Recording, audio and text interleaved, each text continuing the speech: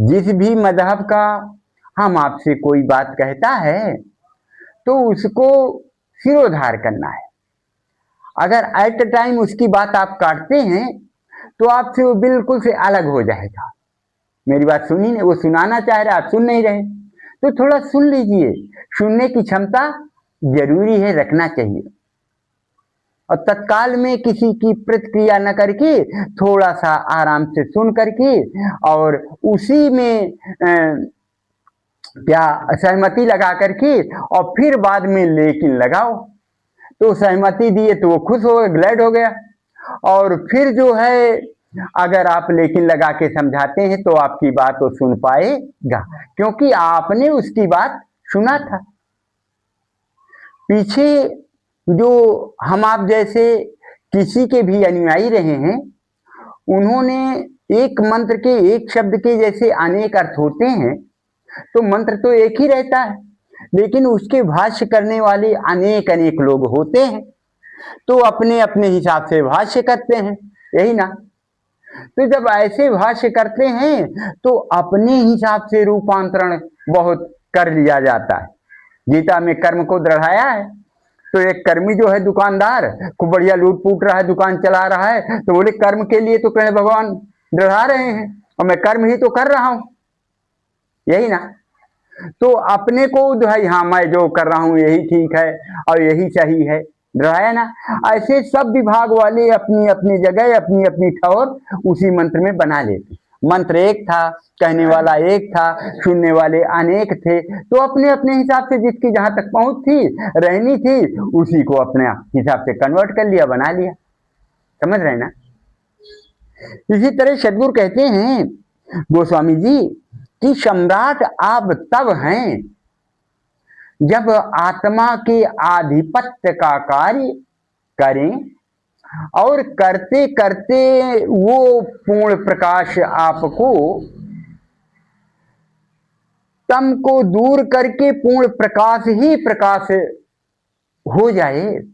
अब अंधकार कहां रह पाएगा अगर पूर्ण प्रकाश हो गया तो? अब तो अंधकार की जगह ही नहीं रही। तो पूर्ण प्रकाश का मिलना वो बाहर कहीं सूर्य के प्रकाश में या बहुत लाइट के प्रकाश में नहीं है, वो अंदर अंतःकरण में है, अपनी आत्मा में स्थिति में है। जब तक स्थिति में नहीं जाएंगे तब तक वो पूर्ण प्रकाश, दिव्य प्रकाश, चर्म चक्षु से दिव्य चक्षु। दिव्य चक्षु कोई ऐसी चक्षु नहीं है जो कि दे दी गई अब उससे यहां से बैठे बैठे बॉम्बे का हाल देखो, ये सब चमत्कार का नमस्कार है। ऐसी कभी कोई बात लिखी है करके विवेकी लोग नहीं लेते हैं और नहीं लेना चाहिए, क्योंकि ऑन ग्राउंड ऐसा कुछ अब यंत्र द्वारा यहां से वहां का सब देख करके वहां बम ब्लास्ट करवा दे रहे हैं, वो चीज अलग है, आधुनिकता का वो अलग है यंत्र वाला।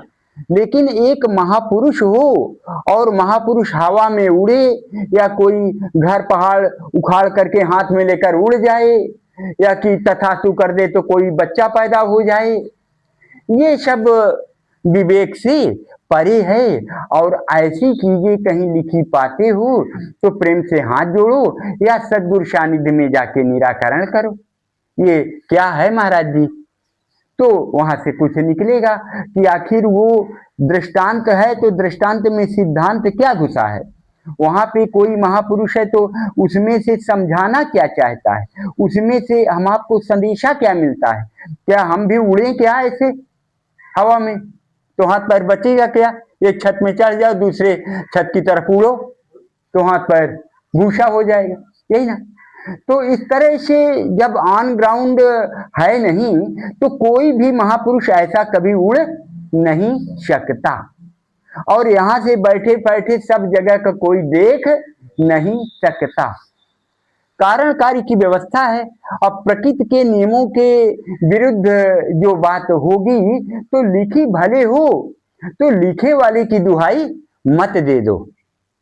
एक भगत जो है गरीब था बेचारा, तो क्या किया कि चला गया विदेश कमाने। तो उसकी वो धर्म पत्नी वो बेचारी जो है बार बार उसको चिट्ठी लिख लिख करके भेजती रही। थोड़ा सा पढ़ी थी और लिख लिख करके भेजती रही, तो वो थोड़ा और कमा लूं, थोड़ा और कमा लूं, ऐसा करके लगा रहा और नहीं आ पाया। तो अंत में गुस्सा होकर के वो उसकी धर्मपत्नी चिट्ठी में इस बार लिख दिया कि तेरे रहते हुए तेरी पत्नी राण हो गई। आपके रहते आपकी पत्नी राण हो गई, बेवा हो गई। अब तो पूछो मत कि कैसे चिट्ठी पहुंची, तो रोना धोना शुरू, वो सिर मार मार करके रोने लगा। आस पास पड़ोस वाले साथी बाती पूछे, भैया रो क्यों रहा है? बोले यार मैं क्यों ना रोऊं, मेरी पत्नी राण हो गई। अपने साथियों से क्या बताए, मेरी पत्नी राण हो गई। तो बोली तू पगला है कि मैं पगला हूं सुनने वाला? तू है और कहता है मेरी पत्नी राण हो गई, ऐसे कैसे हो सकता है? भाई देख, मुझे मत ढुटला, मैं उसकी राइटिंग पहचानता हूं और उसी का लिखा हुआ है, तो मैं कैसे ना मानूं? मैं अपने पत्नी की राइटिंग पहचानता हूं।